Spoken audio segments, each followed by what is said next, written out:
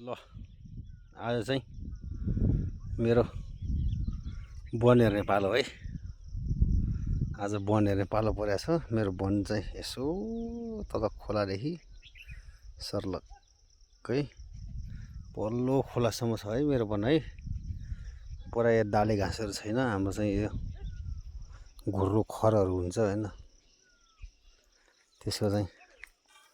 यसमा चाहिँ मान्छेले चाहिँ गाई बाख्राहरू चराउँछन्, घाँस काट्छन् भनेर डेली चाहिँ यता त्यो हेरचाह गर्नुपर्छ हामीले है। आज चाहिँ म आछु होइन। यो चाहिँ मेरो लौरो है, यो लौरो अनि म यता छु। अनि यसो अब वन हेर्ने कार्यक्रम भइरहेछ। यो चाहिँ सिँचाइको कुलो हो।